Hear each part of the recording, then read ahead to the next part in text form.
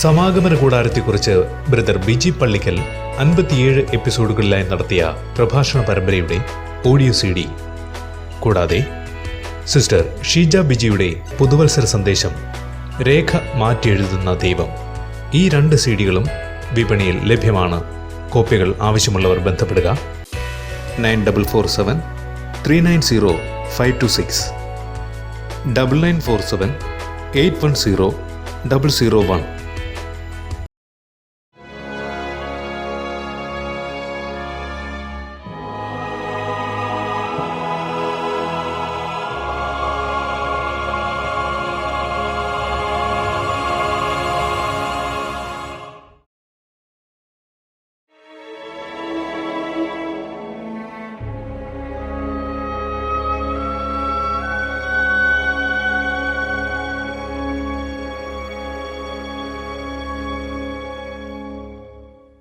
Shalom ടൈമിലേക്ക് വീണ്ടും സ്വാഗതം. ദൈവജനത്തിൻ്റെ ഒരു സന്ദേശവുമായി നിങ്ങളുടെ അടുത്തേക്ക് കടന്നു വരുവാൻ സ്വർഗത്തിലെ ദൈവം എളിയവളുടെ ജീവിതത്തിൽ തന്ന സാവകാശത്തിനായി ഒരിക്കൽ കൂടെ ഞാൻ ദൈവത്തിന് സ്തോത്രം ചെയ്യുന്നു. അനുസരണം എന്ന് പറയുന്ന വിഷയം നമ്മൾ പഠിച്ചു വരികയായിരുന്നു. ആ വിഷയത്തിൽ എങ്ങനെ നമുക്ക് ദൈവത്തെ അനുസരിക്കാം എന്ന് നമ്മൾ പഠിച്ചതിൽ ഏറ്റവും അവസാനമായി നമ്മളെ പൂർണ്ണ അനുസരണത്തിലേക്ക് കൊണ്ടുപോകുവാൻ അഭിഷേകം നമ്മളെ സഹായിക്കും എന്ന് നമ്മൾ പഠിച്ചു. ഈ അഭിഷേകം ദാവീദിൻ്റെ ജീവിതത്തിൽ എന്തെല്ലാം ചെയ്തു എന്നാണ് നമ്മൾ നോക്കി വന്നത്. ഒരാളുടെ ജീവിതത്തെക്കുറിച്ച് മാത്രമേ നമ്മൾ ചിന്തിച്ചുള്ളൂ. കോമൺ ആയിട്ട് പലരുടെയും ജീവിതത്തിൽ സംഭവിച്ച ഒരു കാര്യം ദാവീദിൻ്റെ ജീവിതത്തിൽ പലയിടങ്ങളിലായിട്ട് സംഭവിച്ചിട്ടുള്ളത് കൊണ്ട് ദാവീദിനെ തിരഞ്ഞെടുത്തു എന്ന് മാത്രമേ ഉള്ളൂ. നമ്മൾ ദൈവത്തെ അനുസരിക്കാനായി ഒരഭിഷിക്തനായി നിലകൊള്ളുകയാണെങ്കിൽ ദൈവം നമ്മുടെ ജീവിതത്തിൽ ചെയ്യുന്ന ഒരു കാര്യം ദാവീദിൻ്റെ ജീവിതത്തിൽ സംഭവിച്ചതിനോട് ചേർത്ത് ഒന്ന് പറഞ്ഞ് ആ ഭാഗം വിടുവാൻ തക്കവണ്ണം ആഗ്രഹിക്കുകയാണ്. അവിടെ ദാവീദ് താൻ എന്തിനു വേണ്ടി അഭിഷേകം ചെയ്യപ്പെടുന്നു എന്ന് അറിയാതെ, എന്നാൽ അഭിഷേകം പ്രാപിച്ചതിന് ശേഷം അവൻ്റെ മേൽ വന്ന നിയോഗത്തെ തിരിച്ചറിഞ്ഞ് ദൈവത്തെ അനുസരിക്കാനായി പടിപടിയായി മുന്നേറുമ്പോൾ ദാവീദിന് ചെയ്യാൻ കഴിയാതിരുന്ന ഒരു കാര്യം ദൈവം തന്നെ അനുസരിച്ച് ദാവീദിന് വേണ്ടി ചെയ്തു കൊടുത്തു. ഫസ്റ്റ് ക്രോണിക്കിൾസ് ചാപ്റ്റർ 12 നിന്നാണ് ഞാൻ ഈ വിഷയം നിങ്ങളോട് സംസാരിക്കുന്നത്. Anointing attracts people. അഭിഷേകം മറ്റ് പലരെയും നമ്മളിലേക്ക് ചേർത്ത് നിർത്തുവാൻ ഇടയാക്കും. ഞാൻ ആ വാക്ക് ഉപയോഗിക്കുമ്പോൾ നമ്മളിലേക്ക് എന്ന് പറയുന്ന ആ വാക്ക് ഞാൻ ഉപയോഗിച്ചത് വളരെ സൂക്ഷ്മതയോടെയാണ്. ഈ ഭൂമിയിൽ നമ്മളായിരിക്കുമ്പോൾ ഒരു മനുഷ്യരെയും നമ്മിലേക്ക് ആകർഷിക്കുവാൻ നമുക്ക് വ്യവസ്ഥയില്ല. നമ്മൾ പുത്രനെ ഉയർത്തുന്നുവെങ്കിൽ അവർ പുത്രനിലേക്ക് ആകർഷിക്കപ്പെടും. അല്ലാതെ നമ്മൾ ഏതെങ്കിലും ഒരു ശുശ്രൂഷകൻ്റെയോ ശുശ്രൂഷയുടെയോ പിന്നാലെ പോകുന്ന വ്യക്തികളായിട്ടല്ല, ആ വ്യക്തിയോട് ചേർന്ന് നിന്ന് ദൈവത്തിൻ്റെ പിന്നാലെ യാത്ര ചെയ്യുന്ന ഒരു കൂട്ടമായിരിക്കണം എന്നാണ് ദൈവവചനത്തിലൂടെ നമ്മൾ മനസ്സിലാക്കേണ്ടത്. നമുക്കൊരു ശുശ്രൂഷയുടെ ഭാഗമായി നിൽക്കാം, ഒരു സഭയുടെ ഭാഗമായി നിൽക്കാം, ഒരു വ്യക്തിയോട്, ഒരു അഭിഷിക്തനോട് ചേർന്ന് നിൽക്കാം. നിന്നുകൊണ്ട് ഫോളോ ജീസസ്, യേശുവിനെ അനുഗമിക്കണം, യേശുവിനോട് ചേർന്ന് നടക്കണം. നിത്യതയായിരിക്കണം നമ്മുടെ ലക്ഷ്യം. അല്ലാതെ ഇവിടെ ആ ശുശ്രൂഷ വളരുന്നതോ അത് കെട്ടിപ്പടക്കാൻ ഒക്കെയുള്ള ഒരു തത്രപ്പാടിലേക്ക് പോകാതെ ദൈവരാജ്യം വളരാനുള്ള ഒരാഗ്രഹം നമ്മുടെ മുമ്പിലുണ്ടെങ്കിൽ ദൈവം നമ്മളെ വളർത്തും, നമ്മളെ ഏൽപ്പിച്ച ശുശ്രൂഷയെ വളർത്തും, നമ്മളോടുകൂടെ ആൾക്കാരെ കൂട്ടിച്ചേർക്കുകയും ചെയ്യും. ഫസ്റ്റ് ക്രോണിക്കിൾസ് ചാപ്റ്റർ 12 വായിക്കുമ്പോൾ, 1 ദിനവൃത്താന്തം 12-ാമത്തെ അധ്യായം വായിക്കുമ്പോൾ എന്നെ അത്ഭുതപ്പെടുത്തിയ ചില കാര്യങ്ങൾ അവിടെയുണ്ട്. ദാവീദിൻ്റെ അടുക്കിലേക്ക് ജനം വന്നു കൂടുകയാണ്.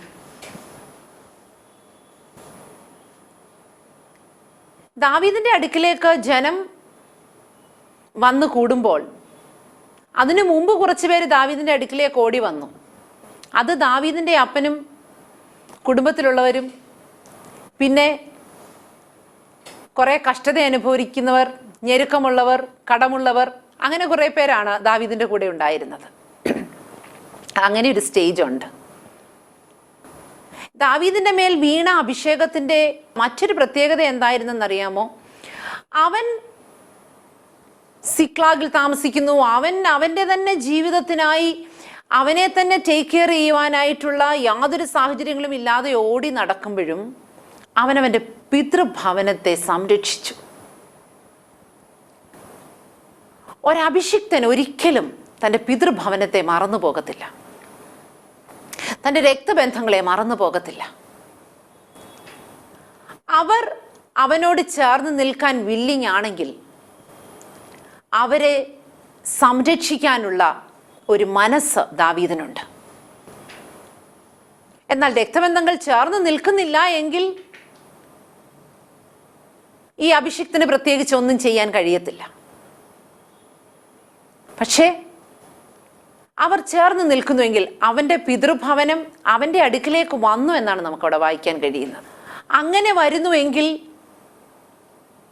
ദൈവത്തെ അനുസരിക്കുന്ന ഒരു വ്യക്തി, അഭിഷേകമുള്ള ഒരു വ്യക്തി അവരെ തള്ളിക്കളയത്തില്ല, ഉപേക്ഷിച്ച് കളയത്തില്ല. എന്നെ കൊണ്ട് കഴിയത്തില്ല, എൻ്റെ അവസ്ഥ ഇതാണെന്ന് പറഞ്ഞ് ആ ഉത്തരവാദിത്വത്തിൽ നിന്ന് അവനൊരിക്കലും ഒഴിഞ്ഞു മാറുകയില്ല. ഇവിടെ ദാവീദിൻ്റെ അടുക്കിലേക്ക് പിന്നീട് വന്നു കൂടിച്ചേരുന്നത് മൈറ്റി മെന്നാണ്. അതായത് വലം കൈകൊണ്ടും ഇടം കൈകൊണ്ടും കല്ലെറിയാവുന്നവർ, കുന്തം പിടിക്കാൻ കഴിയുന്നവർ, വാളെടുക്കാൻ കഴിയുന്നവർ, യുദ്ധത്തിൽ സമർത്ഥന്മാരായവർ.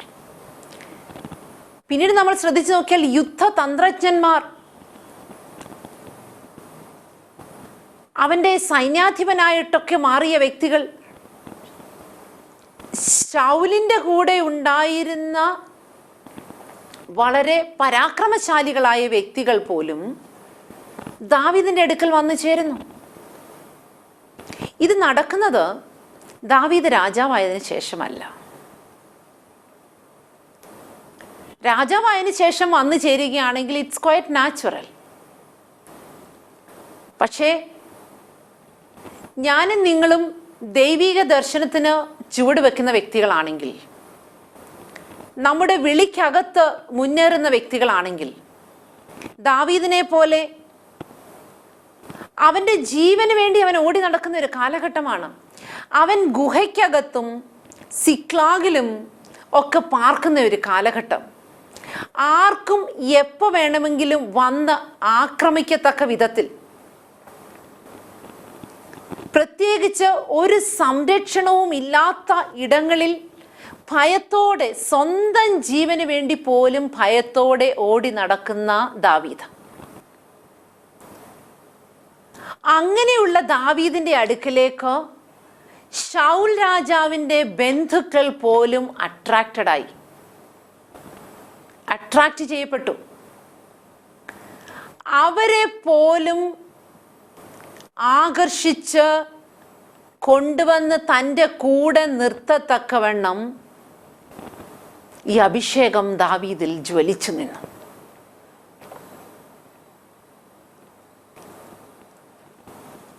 അതെത്ര ശക്തമായ ഒരു നിയോഗമായിരുന്നു എന്ന് ഞാനും നിങ്ങൾ മനസ്സിലാക്കണം. ഇവിടെ എത്തി നിൽക്കുമ്പോൾ ഞാൻ ഒരു കാര്യം നിങ്ങളോട് പറയാം. ഞാനും നിങ്ങളും ദൈവത്തെ അനുസരിക്കാൻ തയ്യാറാകുന്നുവെങ്കിൽ, ദൈവിക വ്യവസ്ഥയ്ക്കകത്ത് നിൽക്കുവാൻ, നമ്മുടെ മേൽ പകർന്നിരിക്കുന്ന അഭിഷേകം ജ്വലിപ്പിച്ച് മുന്നേറുവാൻ തയ്യാറാകുന്ന വ്യക്തികളാണെങ്കിൽ, അതിനാഗ്രഹമുള്ളവരാണെങ്കിൽ, തമ്പുരാൻ നമ്മുടെ വേലയെ വിശാലമാക്കും, നമ്മുടെ അതിരുകളെ വിശാലമാക്കും. മീഖ 7:11 ഇങ്ങനെയാണ് പറയുന്നത്: ഞാൻ നിന്റെ മതിലുകൾ പണിയാനുള്ള കാലം വരുന്നു, അന്നാളിൽ നിന്റെ അതിരുകൾ അകന്നു പോകും. എന്താ അതിൻ്റെ അർത്ഥം? ശത്രു നമുക്ക് ചുറ്റുമിട്ടിരിക്കുന്ന ഒരു ചില അതിരുകളുണ്ട്. ദാവീദിനോട് ശത്രു പറഞ്ഞു, നീ എന്നും ഒരു സിക്ലാഗിൽ താമസിക്കുകയുള്ളൂ. ഹല്ലേലൂയ, നീ എന്നും നിന്റെ ജീവന് വേണ്ടി ഇങ്ങനെ ഓടി നടക്കുകയുള്ളൂ. നിന്റെ അതിരെന്ന് പറയുന്നത് ഒരു ഗുഹയുടെ അതിരാണ്. ഹല്ലേലൂയ, നിന്റെ കൊട്ടാരം എന്ന് പറയുന്നത് ഇത് ഗുഹയ്ക്കകമാണ്. ഹല്ലേലൂയ, സ്തോത്രം സ്തോത്രം. നിന്റെ ജീവിതത്തിൽ ഒരിക്കലും സമാധാനവും സ്വസ്ഥവുമായി നീ എങ്ങും കിടന്നുറങ്ങുകയില്ല.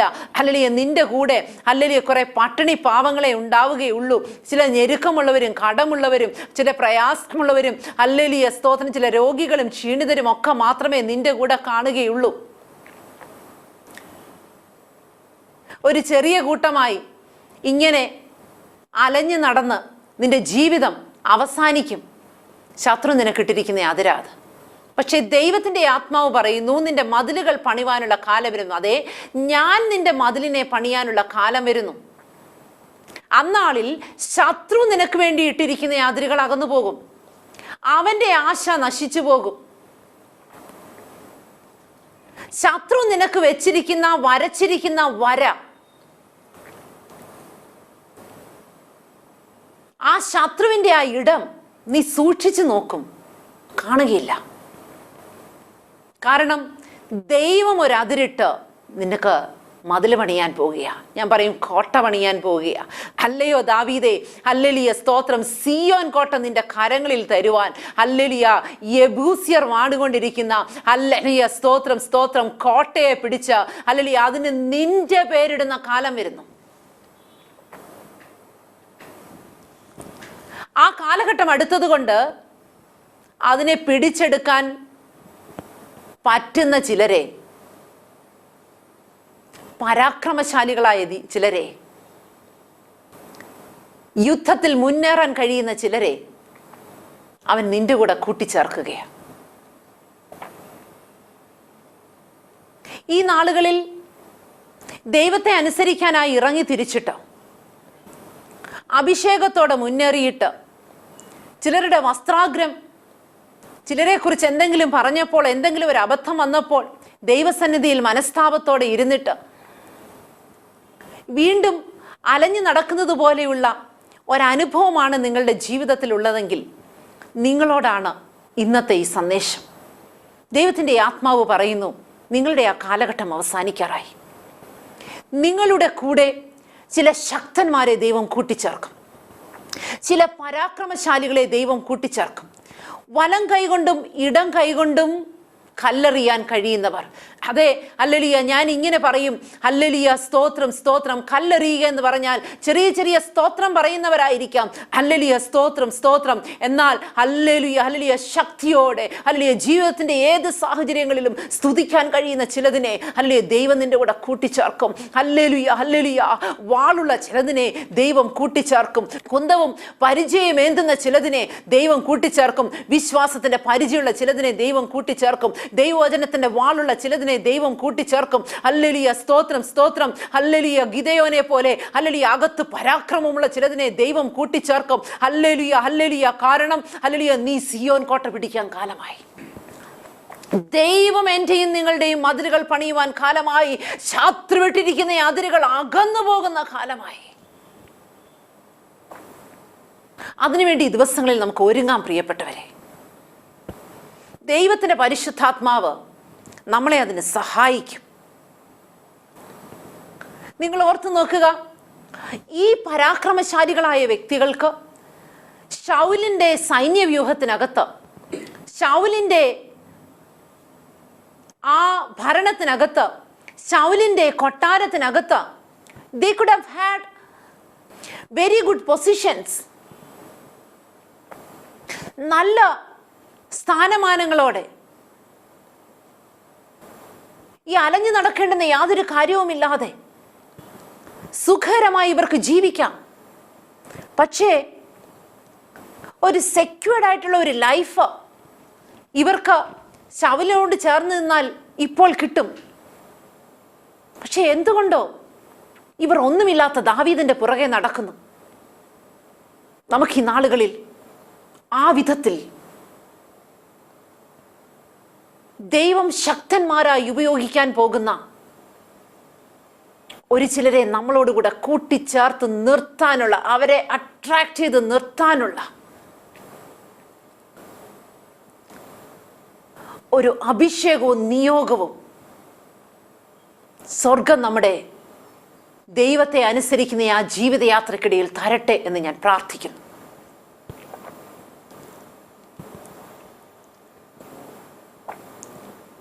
ഇത് ദാവീദിന്റെ ജീവിതത്തിൽ മാത്രമല്ല, നമ്മുടെ ഓരോരുത്തരുടെയും ജീവിതത്തിൽ അന്വർത്ഥമാക്കുവാൻ ദൈവത്തിന് പദ്ധതിയുണ്ട്. ദൈവം അത് ചെയ്തെടുക്കും. ഈ അഭിഷേകവുമായി ബന്ധപ്പെട്ട് വരുന്നത് കൊണ്ട് ഞാൻ പുതിയ നിയമത്തിൽ നിന്ന് ഒരു പോർഷൻ നിങ്ങളെ ഓർമ്മിപ്പിക്കുവാനായിട്ട് ആഗ്രഹിക്കുകയാണ്. ലൂക്കോസിന്റെ സുവിശേഷം 4-ാം അധ്യായം, അതിൻ്റെ ആദ്യ വാക്യങ്ങളിൽ ഇങ്ങനെയാണ് വായിക്കാൻ കഴിയുന്നത്: യേശു പരിശുദ്ധാത്മാവ് നിറഞ്ഞവനായി യോർദാൻ വിട്ട് മടങ്ങി. 14-ാം വാക്യം: യേശു ആത്മാവിൻ്റെ ശക്തിയോടെ ഗലീലയ്ക്ക് മടങ്ങിച്ചെന്നു. ഈ വിധത്തിൽ ശത്രുപാളയത്തിലുള്ള ചിലരെ അട്രാക്റ്റ് ചെയ്ത് നമ്മുടെ കൂടെ കൊണ്ടുവന്ന് നിർത്തത്തക്കവണ്ണം ഒരഭിഷേകത്തിൻ്റെ ഒരു നിലവാരമുണ്ട്. നമ്മളിവിടെ വായിക്കുന്നത് പരിശുദ്ധാത്മ നിറവിനെ കുറിച്ച് വായിക്കുന്നു, പരിശുദ്ധാത്മ ശക്തിയെക്കുറിച്ച് വായിക്കുന്നു. നിറവിൻ്റെ അളവല്ല ശക്തിയുടെ അളവ്. അപ്പോൾ നിങ്ങൾ എന്നോട് ചോദിക്കും, പരിശുദ്ധാത്മാവ് ഭാഗം ഭാഗമായിട്ടാണോ വരുന്നത്? അല്ല, അവനൊരു വ്യക്തിയായിട്ട് അവൻ്റെ പൂർണ്ണ ശക്തിയോടും ആ പൂർണ്ണ അളവിലും ഒക്കെ തന്നെയാണ് നമ്മുടെ ഉള്ളിലേക്ക് വാസം ചെയ്യാനായി വരുന്നത്. എന്നാൽ നമ്മൾ നമ്മുടെ ജീവിതത്തെ ദൈവത്തിൻ്റെ അനുസരണത്തിനായി വിട്ടുകൊടുക്കുന്നതനുസരിച്ച് പരിശുദ്ധാത്മാവ് നമ്മുടെ മേൽ ആവസിച്ച് നമ്മളെ ഉപയോഗിക്കുന്നതിന്, പരിശുദ്ധാത്മാവിൻ്റെ ശക്തി പ്രകടമാകുന്നതിന് വ്യത്യസ്തമായ ചില തലങ്ങൾ ഉണ്ടാകും.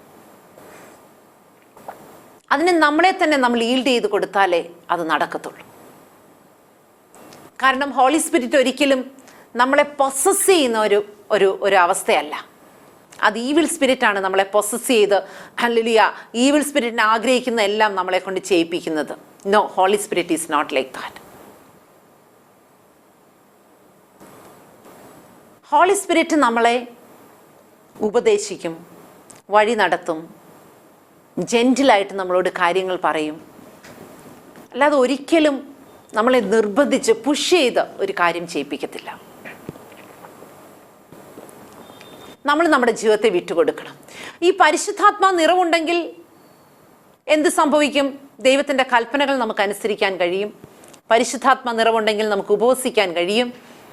നമുക്ക് പരിശുദ്ധാത്മ നിറവുണ്ടെങ്കിൽ വ്യക്തിപരമായി പിശാചിനോട് എതിർത്ത് നിൽക്കാൻ കഴിയും. ആ ഭാഗം വായിക്കുമ്പോൾ യേശു അതൊക്കെ ചെയ്തതായിട്ട് നമുക്ക് കാണാൻ കഴിയുന്നുണ്ട്. പരിശുദ്ധാത്മ നിറവുണ്ടെങ്കിൽ നമുക്ക് പ്രലോഭനങ്ങളെ ജയിക്കാനായിട്ട് കഴിയും. നമുക്ക് വ്യക്തിപരമായി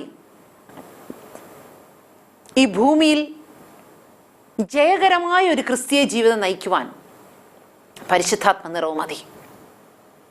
പക്ഷേ അവിടെ 14-ാം വാക്യത്തിൽ വായിക്കുന്നു, യേശു ആത്മാവിൻ്റെ ശക്തിയോടെ ഗലീലയ്ക്ക് മടങ്ങിച്ചെന്നു. അതിനുശേഷമാണ് താൻ അടയാളങ്ങൾ ചെയ്യുന്നത്, താൻ അത്ഭുതങ്ങൾ ചെയ്യുന്നത്, താൻ ശിഷ്യന്മാരെ തിരഞ്ഞെടുക്കുന്നത്, മരിച്ചവരെ ഉയർപ്പിക്കുന്നത്, ക്രിയേറ്റീവ് മിറക്കിൾസ് ചെയ്യുന്നത്. ഇതെല്ലാം ആ ആത്മശക്തിക്ക് ശേഷമാണ്.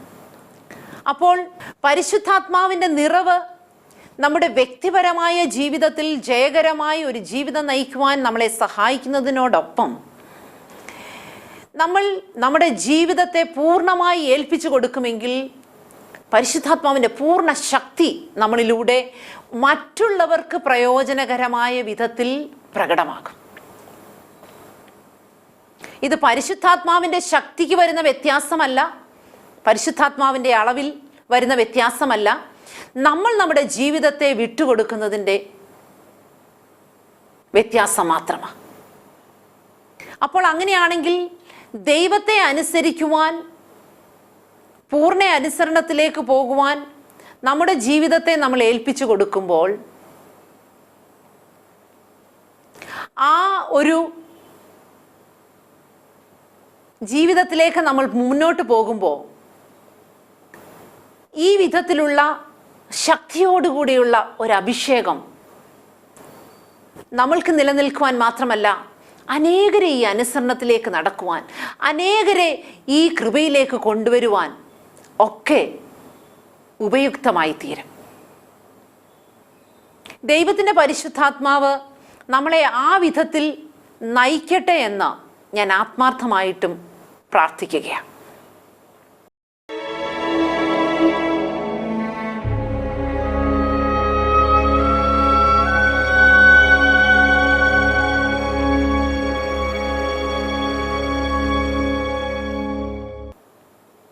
നമുക്ക് ഒരുമിച്ച് പ്രാർത്ഥിക്കാം. വാഗ്ദത്തങ്ങൾ വിശ്വസ്തനായ ദൈവമേ, സ്വർഗീയ പിതാവേ, ഈ നല്ല സമയത്തിനായി ഞങ്ങൾ അങ്ങയെ സ്തുതിക്കുന്നു, സ്തോത്രം ചെയ്യുന്നു. കർത്താവേ, പരിശുദ്ധാത്മാവിൻ്റെ ശക്തിയോടെ ജീവിക്കുവാൻ ഞങ്ങൾക്ക് എല്ലാവർക്കും കൃപ നൽകണമെന്ന് പ്രാർത്ഥിക്കുന്നു. കർത്താവേ, അങ്ങയുടെ നാമത്തെ അങ്ങ് മഹത്വപ്പെടുത്തണം, യേശു ക്രിസ്തുവിൻ്റെ പരിശുദ്ധ നാമത്തിൽ തന്നെ. ആമേൻ.